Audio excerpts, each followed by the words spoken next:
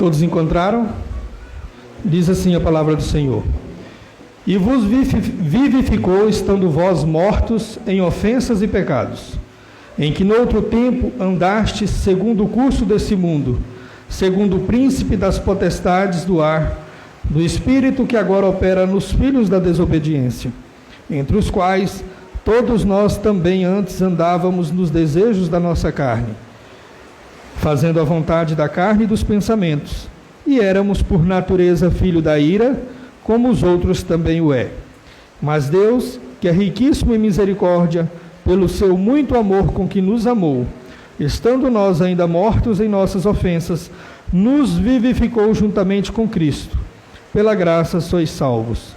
E nos ressuscitou juntamente com Ele, e nos fez assentar nos lugares celestiais em Cristo Jesus, para mostrar nos séculos vindouros as abundantes riquezas da sua graça, pela sua benignidade para conosco em Cristo Jesus. Porque pela graça sois salvos, por meio da fé. E isto não vem de vós, é dom de Deus, não vem de obras, para que ninguém se glorie. Senhor, nós louvamos o Teu nome nesta noite, pedimos ao Senhor que o Senhor nesse momento, pela sua compaixão, esteja conosco, Pai, direcionando a Tua palavra, que ela possa alcançar os nossos corações e ser fruto, Pai, na vida de cada um que aqui se encontra ou que esteja assistindo. Nós oramos e rogamos em nome de Jesus Cristo. Amém. Os irmãos podem se sentar.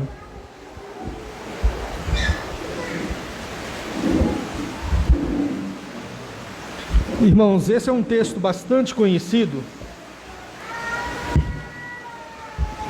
e é um texto bastante utilizado pela nossa igreja. Nós já tivemos vários estudos, vários momentos em que pudemos sentar e meditar a respeito dessa palavra.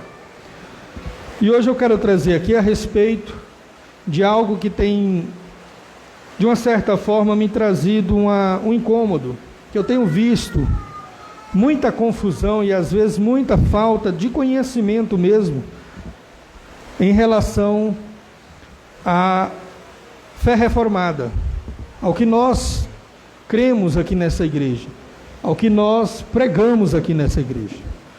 A nossa igreja aqui de Taguatinga, ela é uma igreja confessional de fé reformada calvinista. Nós cremos no que defendeu e no que pregou ali João Calvino e os demais reformadores ali da época. Eu quero entrar aqui em detalhe em algumas situações que eu quero mostrar aqui e fazer a diferenciação dos 5 pontos conhecidos como calvinistas e o porquê esses 5 pontos foram necessários, porque foram necessários que a igreja se reunisse e colocasse em questão e pontuasse, chegasse nesses pontos. Mas primeiro eu preciso voltar com os meus amados lá no século IV. Não sei se vocês conhecem, muitos já ouviram falar de um certo monge chamado Pelágio. Esse monge, ele defendia, ele acreditava que o homem tinha livre-arbítrio. Ele defendia o livre-arbítrio e ele propagava isso. Santo Agostinho, que era contemporâneo desse monge, se levanta para mostrar o contrário à luz das Escrituras e provar e mostrar que aquela defesa de Pelágio era uma heresia, porque à luz das Escrituras o homem não tinha mais e não tem mais livre-arbítrio. Isso ficou resolvido ali por meados do século IV. Na Idade Média, novamente, esse assunto foi trazido à tona, só que agora com a nova cara, uma nova roupagem. Na Igreja Católica se levanta alguns bispos e eles trazem à existência uma nova doutrina, o semi-pelagianismo. Ele acreditava que o homem tinha o livre-arbítrio, mas não discordava que o homem havia caído e que a queda havia afastado Deus do homem. No entanto, essa heresia também foi combatida e foi jogada de lado. Passaram-se os séculos, novamente, sempre levanta alguém e vem novamente com essa mesma história do livre-arbítrio do homem. A soberania de Deus e a responsabilidade humana, né? Novamente Deus levanta outros, sempre combatendo até que chegou no mais famoso que nós conhecemos, que é Jacó Arminius, aqui no Brasil, ou Jacobi, né? Ele foi um professor, um teólogo, contemporâneo de João Calvino. Ele não cria 100% no que João Calvino pregava, mas também não o rebatia. Porém, em meio que oculto, ele e os seus alunos sempre estavam ali discutindo algumas situações, algumas pendências, e após a morte dele, por volta do ano de 1609, seus alunos, seus fiéis seguidores se reúnem e eles colocam ali 5 pontos que eles queriam que a igreja reformada na Holanda acatasse. Com essa situação, a igreja se viu forçada a convocar um sínodo, que ficou conhecido como Sínodo de Dort, por volta do ano de 1618, onde alguns teólogos bastante renomados da época, professores,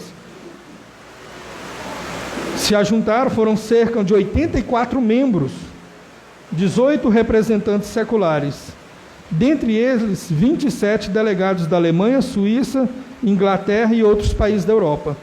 No total foram 154 sessões, reuniões, apenas analisando os 5 pontos arminianos de acordo com a palavra, com as escrituras. E eles chegaram à conclusão que não, que aquilo deveria ser rejeitado, porque à luz das escrituras, seguindo o pensamento dos reformadores anteriores e do próprio Santo Agostinho, à luz das escrituras, aquilo realmente sim era uma heresia. E eu quero trazer para vocês as principais diferenças, o que prega uma doutrina e o que prega outra doutrina. O arminianismo, ele diz o seguinte, dentro dos seus 5 pontos, eles declararam o seguinte: o homem, ele é possuidor de livre arbítrio, o homem tem vontade e juízo, o homem pode julgar as coisas de forma livre. A eleição, ela é condicional, a expiação, ela é ilimitada, a graça pode ser resistida e o salvo pode perder a salvação, que é o decair da graça. Quando o sínodo se levanta, se reúne, eles declaram o contrário. Eles vão dizer que aonde os seguidores de Armínio, que ficaram conhecidos como remonstrantes, disseram que o homem possuía livre-arbítrio, eles colocaram que o homem não possui livre-arbítrio, porque por causa da depravação total. Aonde colocaram que a eleição é condicional, os calvinistas entraram com a eleição incondicional. Aonde colocaram expiação ilimitada, colocaram expiação limitada. Graça resistível, os membros do sínodo colocaram que a graça ela é irresistível. E o decair da graça, por contrapartida, veio a perseverança dos santos. E eu quero adentrar agora rapidamente, porque eu quero trazer algumas referências bíblicas a respeito do que o sínodo trouxe, e que, se eu fosse ler todas aqui, nós passaríamos a noite, porque são muitos pontos, muitas referências bíblicas que corroboram com o que eles trouxeram com o ensino e com a reforma calvinista, né? Os remonstrantes ou arminianos defendem o livre-arbítrio, e eles dizem que, embora a natureza humana tenha sido seriamente afetada pela queda do homem no Éden, este não ficou reduzido a um estado de incapacidade total. Deus graciosamente capacita todo e qualquer pecador a arrepender-se e crer, mas Deus faz isso sem se interferir no seu livre-arbítrio. Ou seja, o que eles defendiam é que o homem caiu, mas o homem não está morto. O homem, ele estaria de uma certa forma contaminado, porém ele é capaz de escolher na sua área espiritual fazer o bem ou o mal. Com isso, vem os contra-remonstrantes, que foram os que combateram os arminianos naquela época, e diz o contrário. Diz que não. Devido à queda, o homem é completamente incapaz de si mesmo crer no Senhor Jesus Cristo. O homem está morto, como cumpriu o que Deus havia dito lá no Éden. A partir do momento que comer desse fruto, você morrerá. E o homem morreu. Se o homem está morto, ele não tem mais vontade própria. Ele está contaminado eternamente pelo mal. O próprio apóstolo Paulo vai dizer que quando ele quer fazer o bem, ele não faz. E o mal que ele não quer fazer é o que ele faz. Então, esse foi o primeiro ponto ali que eles mostraram que estavam equivocados os irmãos arminianos naquela época. Quero trazer para vocês algumas referências bíblicas que diz o seguinte: se você pegar a sua Bíblia agora, o que não vai, acredito, ser possível, porque são muitos textos, mas lá em Gênesis 2,17 diz assim: mas da árvore do conhecimento do bem e do mal, dela não comerás, porque no dia em que dela comeres, quebrarás a mão. É isso que está dizendo lá? Vai ter uma dor de cabeça? Não, o texto diz: no dia que dela comeres, certamente morrerá. Adão e Eva comeram, a morte entrou. Morte espiritual e, consequentemente, a morte física. Gênesis 6,5: viu o Senhor que a maldade do homem se multiplicara sobre a terra e que toda a imaginação dos pensamentos de seu coração era só maldade continuamente. Ou seja, o homem ao tempo todo, ele maquina o mal, consciente ou inconscientemente. Salmo 51,5: eis que em iniquidade fui formado, e em pecado me concebeu minha mãe. Salmo 58,3: alienam-se os ímpios desde a madre, andam errados, desde que nasceram, falam mentiras. Eclesiastes 7,20: na verdade, não há um justo sobre a terra, nenhum que faça o bem, ou que nunca peque. Isaías 64,6: mas todos nós somos como imundo, e todas as nossas justiças são trapo de imundícia. Todos nós murchamos como a folha, e a nossa iniquidade como um vento nos arrebata. Jeremias 17,9: enganoso é o coração, mais do que todas as coisas, perverso, quem o conhecerá? João 3,3: Jesus respondeu e disse: na verdade te digo, que aquele que não nascer de novo não pode ver o reino de Deus.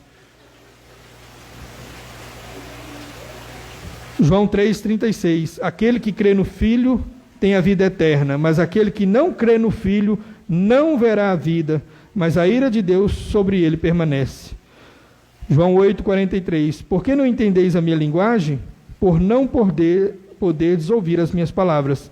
Como está escrito, não há um justo sequer. Romanos 3,10, Romanos 5,12, e aqui, irmão, a lista é extensa de textos que eu posso trazer aqui que corroboram com a depravação total do homem. Tanto no Antigo quanto no Novo Testamento. Nós vamos ter uma quantidade graciosa de textos que vem corroborar com essa visão que é conhecida hoje como a visão calvinista. O homem é, em sua natureza, totalmente depravado. Tudo o que nós fazemos hoje, se não é pelo mover do Espírito Santo, a Bíblia diz que ele é trapo de imundícia. Nós não temos nada de nós mesmos para apresentar a Deus se não for movido dele e por ele. O segundo ponto que eu quero trazer para vocês, irmãos, é a questão da eleição condicional e da eleição incondicional. Os nossos irmãos arminianos ali, eles diziam e defendiam que a eleição ela é incondicional. Jesus morreu por toda a humanidade. Houve um sacrifício na cruz, Jesus morreu, ressuscitou ao terceiro dia, e todos, seres humanos, que quiserem, têm direito a essa salvação. Nossos irmãos calvinistas defendem o contrário. Nós defendemos que a eleição ela é incondicional. Não é você que fez algo para ser salvo. É independente do que você fizer. Jesus morreu para salvar os dele. Nossos irmãos arminianos defendem o seguinte: Deus salvou você porque ele olhou no seu futuro e viu que você creria na mensagem dele. Nós defendemos o contrário. Nós entendemos que você e eu somos salvos porque Deus é soberano e assim Ele o quis fazer. E ponto final. Nós temos aqui, Provérbios 16:4. O Senhor faz tudo com um propósito. Até os ímpios Ele criou para o dia do castigo. Porque muitos são chamados, mas poucos escolhidos. Mateus 22:14. E Ele disse-lhes: a vós vos é dado saber os mistérios do reino de Deus, mas os que estão de fora, todas essas coisas se dizem por parábolas, para que vendo, vejam e não percebam, ouvindo, ouçam e não entendem, para que não se converta, não seja-lhes perdoados seus pecados. Marcos 4:11, 12. Todo o que o Pai me der, virá a mim, e o que vem a mim, de maneira nenhuma, será lançado fora. João 6:37. E dizia: por isso eu vos disse, que ninguém pode vir a mim, se o meu Pai não lhe conceder. João 6:65. Não me escolhestes vós a mim, mas eu vos escolhi a vós, vos nomeei para que vades e dei fruto, e o vosso fruto permaneça, a fim de que tudo quanto em meu nome pedires ao Pai, Ele vos conceda.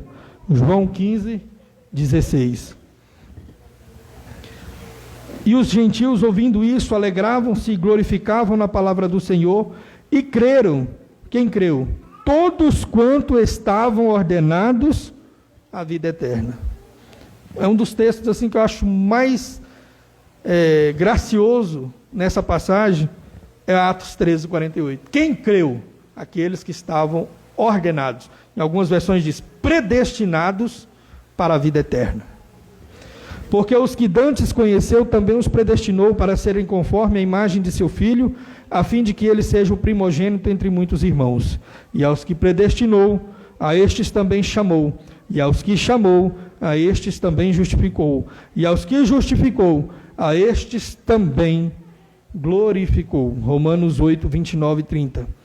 Como também nos elegeu nele antes da fundação do mundo, para que fôssemos santos e irrepreensíveis diante dele em amor. Ou seja, antes do pecado de Adão e Eva, eu e você já estávamos predestinados, já estávamos eleitos em Cristo Jesus. E nos predestinou para filhos de adoção por Jesus Cristo, para si mesmo, segundo o beneplácito da sua vontade. Por que Deus fez isso? Kennedy? Que Ele quis, beneplácito da sua vontade, porque Ele quis. Sabendo, amados irmãos, que a vossa eleição é em Deus, 1 Tessalonicenses 1:4, porque Deus não nos destinou para a ira, mas para a salvação. Por quem? Por nosso Senhor Jesus Cristo. 1 Tessalonicenses 5:9.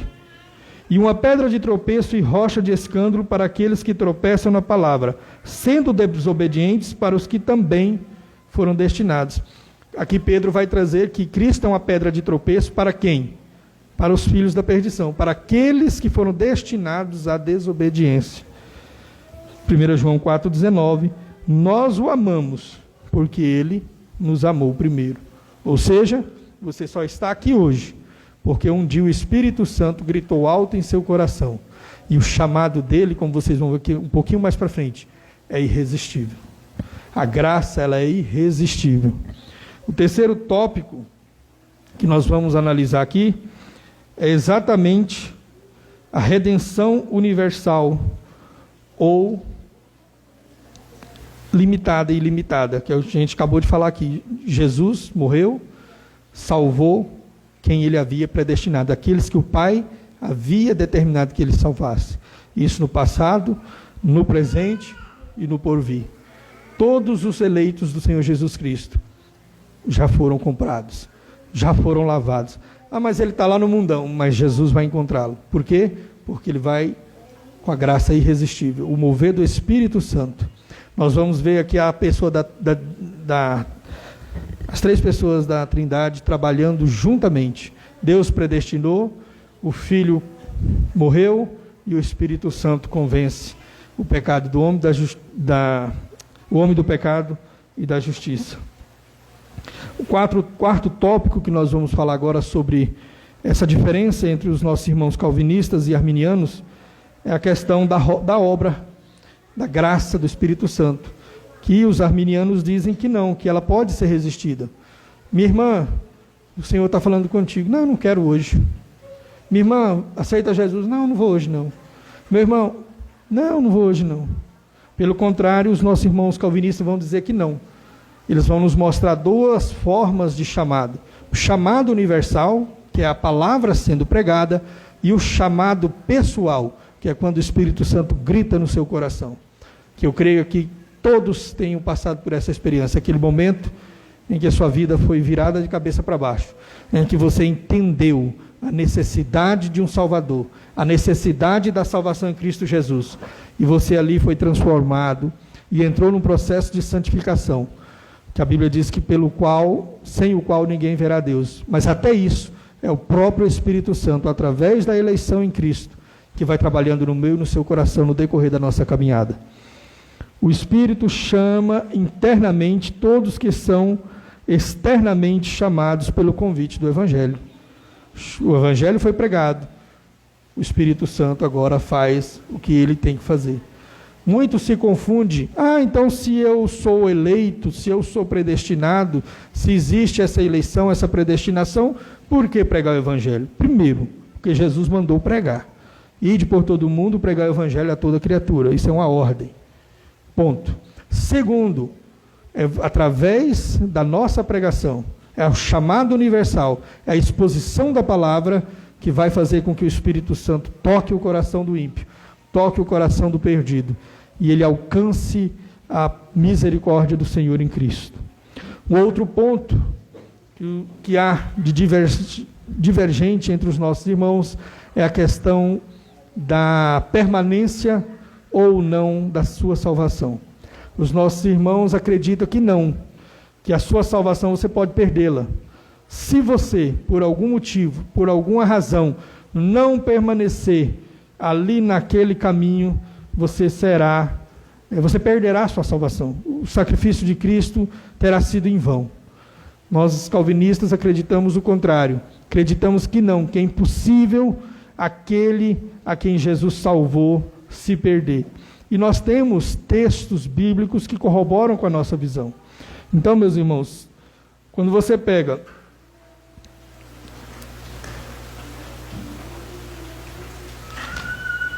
João 10, 27 e 29, diz assim: as minhas ovelhas ouvem minha voz, eu as conheço, elas me seguem. Eu dou-lhes a vida eterna, a qual nunca hão de perder, e ninguém as arrebatará da minha mão. Meu Pai as me deu, e Ele é maior do que todos. Ninguém pode arrebatá-las das mãos de quem? Do meu Pai. E sabemos que todas as coisas contribuem juntamente para o bem daqueles que amam a Deus, daqueles que são chamados segundo o seu propósito. Porque os que dantes conheceu, também os predestinou, para serem conforme a imagem de seu Filho, a fim de que ele seja o primogênito entre muitos irmãos. E aos que predestinou, também chamou, aos que chamou, também justificou, aos que justificou, também glorificou. O glorificar aqui, ele está dizendo, também salvou. Quem tentará acusação contra os escolhidos de Deus? É Deus quem os justifica. Quem nos separará do amor de Cristo? A tribulação, angústia, perseguição, fome, nudez, perigo, espada? Porque estou bem certo de que nem a morte, nem a vida, nem os anjos, nem os principados, nem as potestades, nem o presente, nem o porvir, nem altura, nem profundidade, nem coisa alguma, nem outra criatura poderá nos separar do amor de Deus que está em Cristo Jesus, nosso Senhor. Romanos 8, li os versículos 33, 35, 38 e 39. Não entristeçais o Espírito Santo de Deus, no qual estáis selados para o dia da redenção. Tem outra passagem que diz que o Espírito, ele é o penhor da nossa salvação. Os irmãos aqui sabem o que significa essa palavra penhor. Quando você precisar de algum dinheiro e tiver alguma joia, você vai a um banco, penhora a sua joia, pega o valor ali, a quantia que você precisa. Quando você quitar a sua dívida, sua joia é devolvida. O Espírito Santo, ele é o penhor da sua salvação. Naquele dia, ele te conduzirá a Cristo Jesus.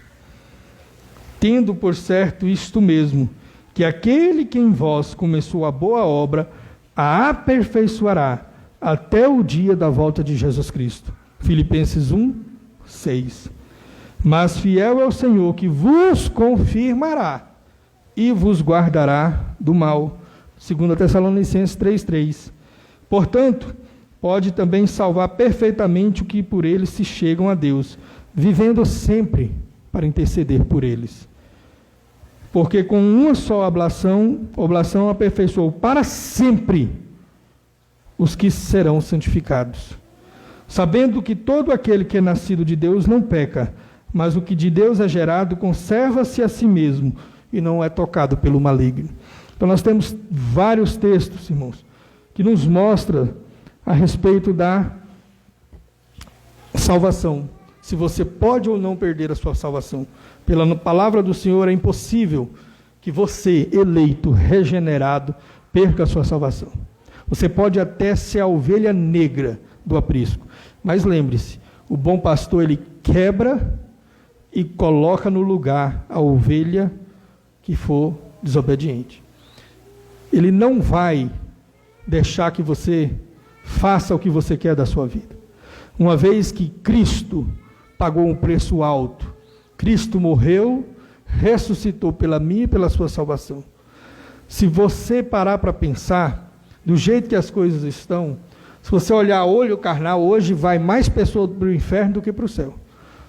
A todo momento está indo pessoas para o inferno. Se o sacrifício de Jesus foi para todos, essas pessoas não podem ir para o inferno. Se Jesus pagou o preço pela minha vida, se Ele pagou na cruz pela minha salvação, e eu for para o inferno, o sacrifício de Cristo terá sido em vão. E eu estarei pagando novamente pelo mesmo sacrifício. Se você entender a salvação como se fosse uma vacina, você sempre terá esse problema. Por que eu digo? A vacina está aqui, a vacina da dengue. Está aí a vacina. Vai lá e vacina quem quer. Mas se você olhar para a salvação dentro do ramo jurídico, você vai entender que existe uma coisa chamada anulação de sentença. A partir do momento que Cristo morreu, a sua condenação foi extinta. A sua e a minha sentença foi anulada. Não existe mais condenação alguma para aqueles que estão em Cristo Jesus. Em nome de Jesus, meus irmãos, entendam que o nosso adversário, o nosso acusador, ele está diante de Deus o tempo todo nos acusando. Mas nós temos um advogado que a palavra do Senhor diz que está à direita de Deus e que intercederá por nós por toda a eternidade. Então é impossível que o diabo venha roubar a tua fé, que ele venha minar a tua fé, que ele venha destruir a tua fé, porque você está alicerçado aonde? Em Cristo Jesus. Foi salvo por Cristo Jesus. Nós temos a salvação em Cristo Jesus. Amém, irmãos? Nesse momento eu convido os irmãos, vamos colocar de pé, vamos estar orando.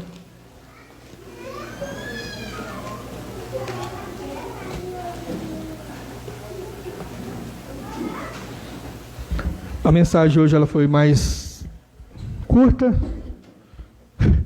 mas que o Senhor possa abençoar cada um de nós, que nós vamos entender que nós não estamos aqui criando nenhuma rixa com igreja nenhuma.